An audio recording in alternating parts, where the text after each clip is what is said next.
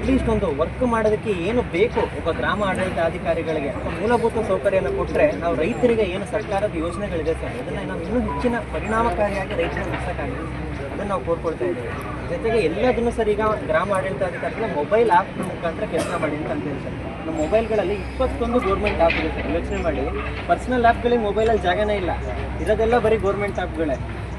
ಜನ ಬಂದು ನೋಡ್ತಾರೆ, ನಾವೇನೋ ಫೋನಲ್ಲಿ ಕೆಲಸ ಮಾಡ್ತಾ ಇರ್ತೀವಿ, ಅವ್ರು ಏನು ಅನ್ಕೊಂತಾರೆ, ಬಿಡು ಆರಾಮಾಗಿ ಫೋನ್ ನೋಡ್ಕೊಂಡಿದ್ದಾರೆ, ವಾಟ್ಸಪ್ ನೋಡ್ತಾ ಇದ್ದಾರೆ ಜನ ಅನ್ಕೊಂತಾರೆ ಸರ್. ಬಟ್ ಇವತ್ತಿನ ಸ್ಥಿತಿ ಹೆಂಗಾಗಿದೆ ಅಂದರೆ ಪ್ರತಿಯೊಂದು ನಾವು ಮೊಬೈಲ್ನೇ ಮಾಡಬೇಕು.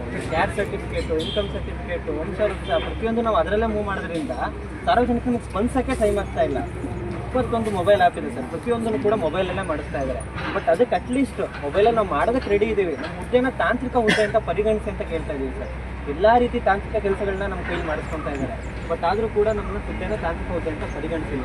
ಇದೊಂದು ಬೇಡಿಕೆನ ನಾವು ಸರ್ಕಾರದಲ್ಲಿ ಇಟ್ಟಿದ್ದೀವಿ ಸರ್. ಮತ್ತು ಯಾವ ವಿಲೇಜ್ ಅಕೌಂಟೆಂಟು ಕೂಡ 4 ವರ್ಷದಿಂದ ಪ್ರಮೋಷನ್ ಆಗಿಲ್ಲ ಸರ್. ಇಡೀ ರಾಜ್ಯಾದ್ಯಂತ ಒಂದು ಹೈಕೋರ್ಟ್ನಲ್ಲಿ ಒಂದು ಏನು ಕೇಸ್ ಪೆಂಡಿಂಗ್ ಇದೆ ಅದರ ಕಾರಣವನ್ನು ಇಟ್ಕೊಂಡ್ಬಿಟ್ಟು ಪ್ರಮೋಷನ್ ಮಾಡಿಲ್ಲ.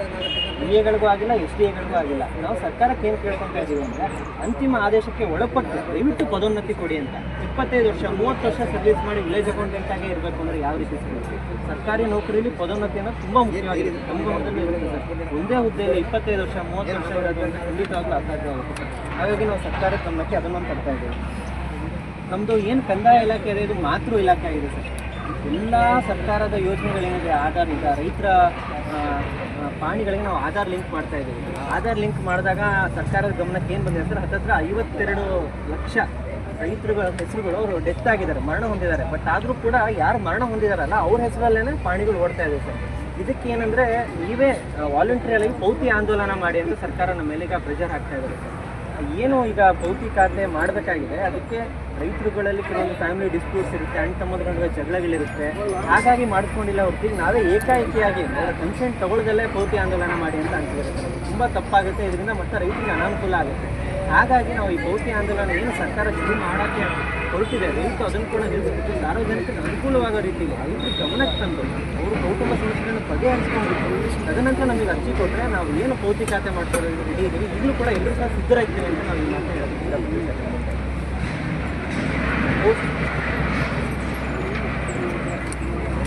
ನಮ್ಮ ಕಂದಾಯ ಇಲಾಖೆಯಲ್ಲಿ ಗ್ರಾಮ ಆಡಳಿತಾಧಿಕಾರಿಗಳಿಗೆ ಅಂತರ್ ಜಿಲ್ಲಾ ವರ್ಗಾವಣೆ ಇಲ್ಲ.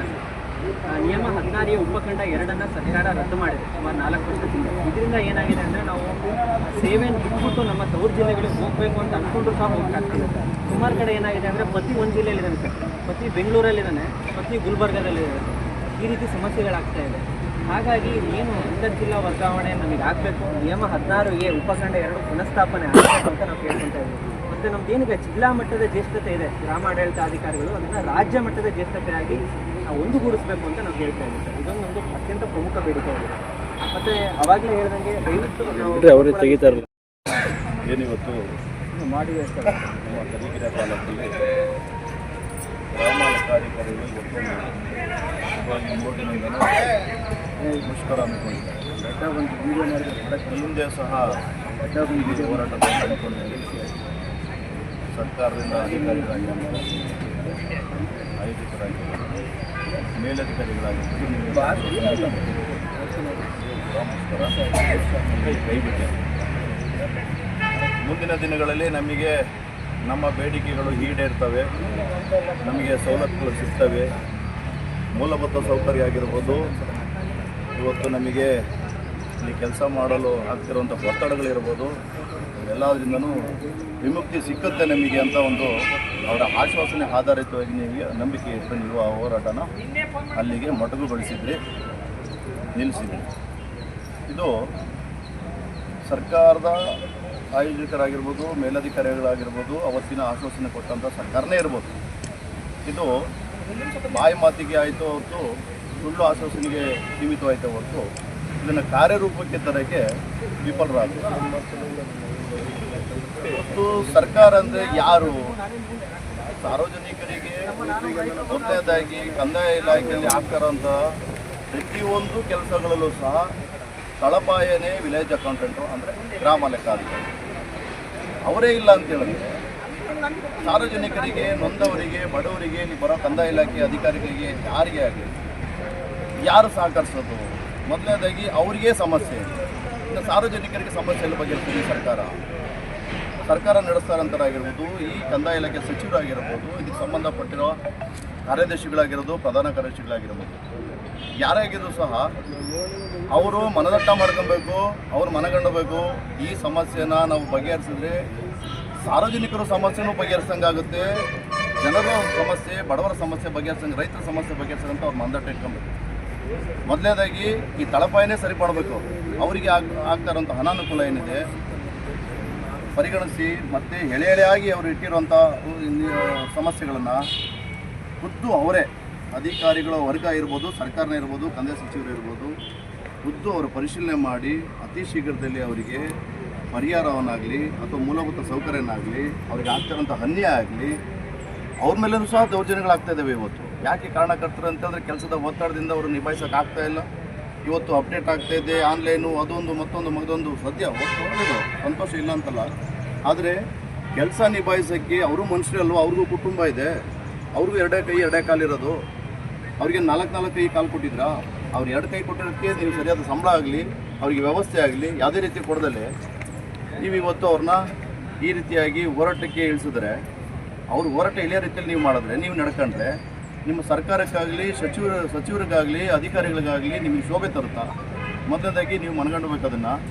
ಅತಿ ಶೀಘ್ರವಾಗಿ ನಮ್ಮ ತಾಲೂಕಿಂದಾಗಲಿ ಜಿಲ್ಲೆಯಿಂದಾಗಲಿ ಏನು ಇವತ್ತು ಈ ಮುಷ್ಕರಕ್ಕೆ ಪ್ರತಿಯೊಂದು ಇಲಾಖೆಯಲ್ಲಿ, ಕಂದಾಯ ಇಲಾಖೆಯಲ್ಲಿ ಪ್ರತಿಯೊಂದು ತಾಲೂಕಲ್ಲಿ ಕೂತಿದ್ದಾರೆ, ಇಡೀ ರಾಜ್ಯಾದ್ಯಂತನೂ ಸಹ ಇದು ಹೋರಾಟ ಮಾಡ್ತಾ ಇದ್ದಾರೆ. ಅದನ್ನು ಸಹ ಪರಿಗಣಿಸಿ ಅತಿ ಶೀಘ್ರದಲ್ಲೇ ನೀವು ತುರ್ತಾಗಿ ಅದನ್ನು ಕ್ರಮ ತಗೊಂಡು ಅದಕ್ಕೆ ಮೂಲಭೂತ ಸೌಕರ್ಯ ಒದಗಿಸಿ ಅವರ ಬೇಡಿಕೆಗಳನ್ನ ಈಡೇರಿಸಿದ್ರೆ ನಿಮಗೂ ಒಳಿತು, ಸರ್ಕಾರಕ್ಕೂ ಒಳಿತು. ಇಲ್ಲವಾದರೆ ನಮ್ಮ ಕರ್ನಾಟಕ ರಕ್ಷಣಾ ವೇದಿಕೆಯಿಂದ ಮುಂದಿನ ದಿನಗಳಲ್ಲಿ ಕಂದಾಯ ಇಲಾಖೆಯ ಅಧಿಕಾರಿಗಳ ಜೊತೆ ಮತ್ತು ನಮ್ಮ ಗ್ರಾಮ ಲೆಕ್ಕಾಧಿಕಾರಿಗಳ ಜೊತೆ ಭಾಳ ದೊಡ್ಡ ಮಟ್ಟದ ಹೋರಾಟಕ್ಕೆ, ಉಗ್ರವಾದ ಹೋರಾಟಕ್ಕೆ ನಮ್ಮ ಕರ್ನಾಟಕ ರಕ್ಷಣಾ ವೇದಿಕೆಯಿಂದ ಸದಾ ಬೆಂಬಲ ಇರ್ತಿದ್ದೀವಿ. ಯಾಕಂತ ಹೇಳಿದ್ರೆ ಅವರು ಸಹ ಇಲ್ಲಿ ಸಾರ್ವಜನಿಕರೇ, ರೈತರ ಪರವಾಗಿ, ಬಡವರ ಪರವಾಗಿ ಇಲ್ಲಿ ಕೆಲಸ ಮಾಡಕ್ಕೆ ಬಂದಿದ್ದಾರೆ ಹೊರತು ಅವ್ರ ಮನೆ ಕೆಲಸ ಮಾಡ್ಕೊಳಕ್ಕೋಸ್ಕರ ಇಲ್ಲಿ ಕಂದಾಯಕ್ಕೆಲ್ಲ ಬಂದು ಇಲ್ಲಿ ಕೂತಿಲ್ಲ ಅವರು. ಹಾಗಾಗಿ ನಾವು ಸದಾ ಅವ್ರ ಜೊತೆಲಿ ಇರ್ತೀರಂತ ಈ ಸಂದರ್ಭದಲ್ಲಿ ಹೇಳ್ತಾ, ಮುಂದಿನ ದಿನಗಳಲ್ಲಿ ಅತಿ ಶೀಘ್ರದಲ್ಲಿ ಇದು ಆಗಲಿಲ್ಲ ಅಂತ ಹೇಳಿದ್ರೆ ನಾವು ಸಹ ಅವ್ರ ಜೊತೆಯಲ್ಲಿ ಯಾವ ಹೋರಾಟಕ್ಕೆ ಸ್ವರೂಪ ಪಡೀತದೋ ಅದಕ್ಕೆ ಸಂಪೂರ್ಣವಾಗಿ ನಾವು ಭಾಗಿಯಾಗಿ ನಮ್ಮ ಕರ್ನಾಟಕ ರಕ್ಷಣಾ ವೇದಿಕೆ ವತಿಯಿಂದ ಸದಾ ಅವ್ರ ಜೊತೆಲಿ ಇರ್ತೀವಿ ಅಂತ ಈ ಸಂದರ್ಭದಲ್ಲಿ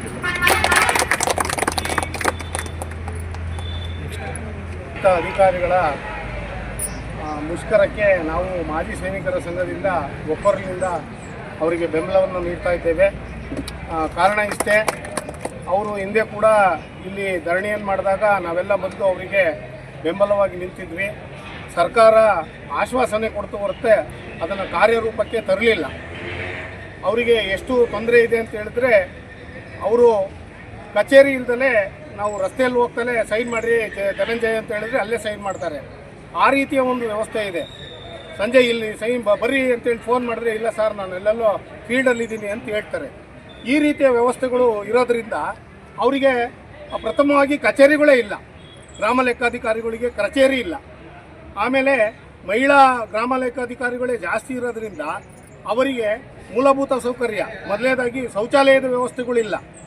ಇದನ್ನೆಲ್ಲ ಮಾಡೋರು ಯಾರು? ಸರ್ಕಾರ ಎಲ್ಲ ರೀತಿಯ ಆಶ್ವಾಸಗಳನ್ನು ಕೊಟ್ಟು ನೀವು ಮಾಡ್ತೀವಿ ಅಂತೇಳಿ ಈಗ ಆ್ಯಪ್ ಮೂಲಕ ಏನು ಫೋನು ಅವ್ರಿಗೆ ಕೊಡೋದಿಲ್ಲ, ಸ್ವಂತ ಫೋನಲ್ಲೇ ಅವರು ಎಲ್ಲ ಕೆಲಸ ಮಾಡಬೇಕು. ಆ ಸ್ವಂತ ಫೋನಲ್ಲಿ ಎಲ್ಲಿರ್ತಾರೆ ಅಲ್ಲಿ ಕರೆದಾಗ ಅಲ್ಲಿ ಹೋಗ್ಬಿಟ್ಟು ಅವರೇ ಎಲ್ಲ ಇದು ಮಾಡಬೇಕು. ಈಗ ಮೊಬೈಲ್ ಆ್ಯಪ್ ಬಂದಿರೋದ್ರಿಂದ ಮೊಬೈಲಲ್ಲಿ ಅದು ಒ ಪಿ ಡಿ ನಂಬರಿಗೋಸ್ಕರ ಅವ್ರು ಕಾಯಬೇಕು. ಪ್ರತಿಯೊಂದು ಅದಾಗಿರೋದ್ರಿಂದ ಅವರಿಗೆ ಒಂದು ಸಂಬಳ ಕೊಟ್ಟು 3 ಸಂಬಳದಷ್ಟು ಕೆಲಸವನ್ನು ಸರ್ಕಾರ ಮಾಡಿಸ್ಕೊಳ್ತಾ ಇದೆ. ಅವರಿಗೆ ನೆಮ್ಮದಿ ಇಲ್ಲ, ಅವರಿಗೆ ಒತ್ತಡ ಜಾಸ್ತಿ ಆಗ್ತಿದೆ. ಮನೆ ಕಡೆ ಮಕ್ಕಳಿಗೆ ಗಮನ ಕೊಡೋಕ್ಕಾಗಲ್ಲ, ಸಂಸಾರಕ್ಕೆ ಗಮನ ಕೊಡೋಕ್ಕಾಗಲ್ಲ. ಈ ಕಡೆ ಸಾರ್ವಜನಿಕರಿಂದ ಏನು ನಿಷ್ಠುರವಾಗೇ ಮಾತಾಡ್ತಾರೆ, ಸಾರ್ವಜನಿಕರು ನಮ್ಮ ಕೆಲಸ ಮಾಡೋದಿಲ್ಲ, ಇವರು ಎಲ್ಲಿ ಹೋಗಿದ್ದಾರೆ, ಎಲ್ಲಿ ಬರ್ತಿದ್ದಾರೆ ಅಂತೇಳಿ.